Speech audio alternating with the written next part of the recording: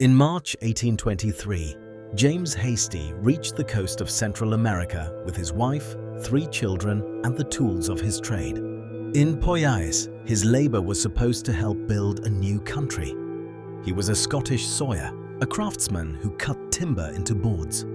The ship Kennersley Castle carried families, craftsmen, medicine, and supplies. Its passengers had crossed the Atlantic believing that Poyais contained a port, government offices, prepared homes, and a town called St. Joseph. Instead, they found dense vegetation, rough shelters, and settlers from an earlier ship who were still waiting for the government of Poyais to appear. There were no streets, no officials, no prepared homes. They had not arrived on the wrong coast. This was Poyais. How had one man made a country on paper feel more real than the coast in front of them? This is the story of Poyais and how documents, money, and trust made a country that did not exist feel real. Gregor MacGregor did not look like an obvious fraud. He had served as a British Army officer and fought in the wars for independence in Latin America. He had held real commands, acquired the rank of general, and could speak about the region as a man who had crossed it with soldiers. In 1820, the Miskito king, George Frederick Augustus, granted MacGregor and his heirs a vast area around the Black River. The document was real. It gave him broad powers to establish and govern a settlement, but it did not make Poyais a sovereign country. Whether MacGregor began with genuine ambition or calculated deceit may never be fully known. What matters is that the country he sold in London did not exist as he described it. The land was real, the country was not. MacGregor returned to Britain as the Cazique of Poyais, a title he presented as the ruler of the new territory. His agents opened offices and sold land certificates.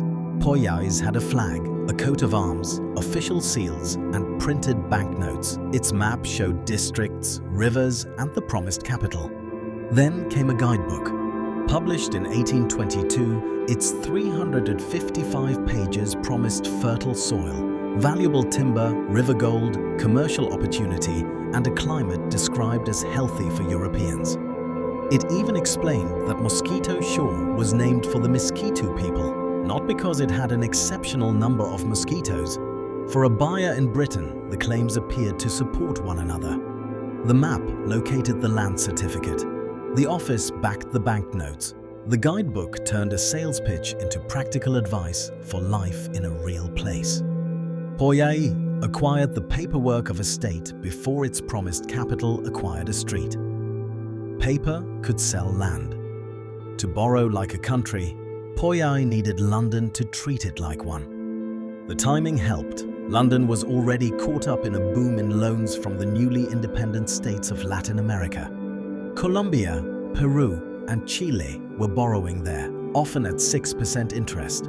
Investors could not inspect those distant states for themselves. From a London desk, a buyer saw documents, quoted prices, and respected names.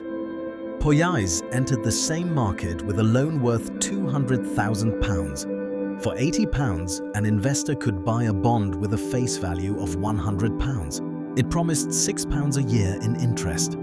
For a short time, that same bond could be sold for about £86. On paper, Poyais did not look impossible. It looked legitimate. The rise was not proof that the country existed. To someone watching the market, however, it could look as if others had already checked. Respected bankers and agents handled the sale and earned fees from it.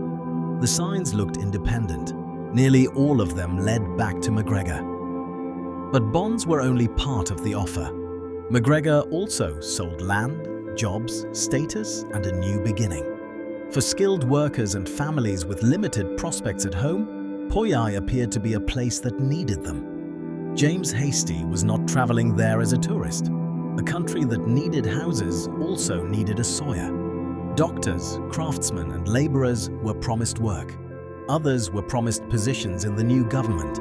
Some settlers exchanged real British money for beautifully printed Poyais dollars before departure. That was a reasonable precaution. They expected to need local currency when they arrived. At Black River, it could buy nothing. A bondholder could lose an investment. The settlers were about to risk their bodies. The Honduras packet left first. A second ship, Kennersley Castle, followed from Scotland with more families, tools, medicine and supplies. MacGregor personally saw settlers depart. A Poyais flag flew above a ship carrying the people who were supposed to turn his documents into a functioning society. There was no need for anyone on board to imagine disaster. The expedition included useful trades, practical equipment, and enough official-looking arrangements to resemble an organized colonial project.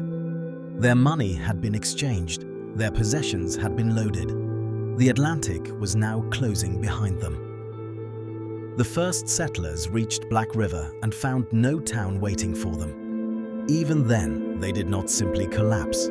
They unloaded supplies, built temporary shelters, and received some help from people already living in the area. For a while, the settlement could be understood as badly delayed rather than imaginary. Difficult beginnings were not unusual in colonial ventures. Then the structure began to fail. No functioning government took command. Promised wages were not paid, supplies were not replaced. One leader left to seek assistance from the Miskitu king. And just as the first camp was struggling, Kennersley Castle arrived with many more people to feed and shelter. In London, Poyais had an official for every purpose. At Black River, no one knew who was in charge. With more people arriving and supplies running down, the absence of any functioning government was becoming dangerous. The rains came, insects multiplied, water became contaminated, and fever spread through the camp. Food and medicine ran low as more people fell sick. Families watched one another weaken while no government came to replace supplies or organize help. Every major claim now reversed itself. The healthy climate brought disease. The capital remained a camp. The government did not arrive. Poyais' money remained worthless, and the second ship had brought not rescue but more people into the same failing settlement. James Hastie later wrote, "It seemed to be the will of Providence that every circumstance should combine for our destruction." Hastie lost 2 of his 3 children. In May, a ship from British Honduras discovered the camp, and officials began evacuating the survivors to Belize. Many were already desperately ill. Deaths continued during the evacuation and afterward. Of roughly 250 settlers carried by the first 2 ships, the most commonly cited estimate says that at least 180 died. Fewer than 50 returned to Britain. Hastie was among them. He published an account of the expedition, but he did not use it to accuse MacGregor. In a sworn statement attached to the book, Hastie and 5 other survivors blamed MacGregor's agents and argued that events might have ended differently if MacGregor had gone to Poyais himself. We cannot know exactly what they felt by then. We know what they signed. The settlement had collapsed. MacGregor's authority had survived even that. Shortly before the survivors reached Britain, MacGregor left London. He told an associate that he was taking his wife to Italy for her health. He went to Paris.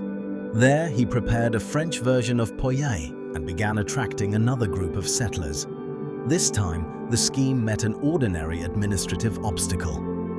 French citizens requested passports to a country the authorities did not recognize. MacGregor was arrested, held for months, and brought to trial. He was found not guilty. One of his associates was convicted. MacGregor returned to Britain and continued promoting smaller Poyais land and loan schemes for years. The punishment never came. Reality had destroyed the settlement. It had not destroyed his ability to sell it. MacGregor took a real piece of coastline and wrapped it in documents, prices, and respectable signatures.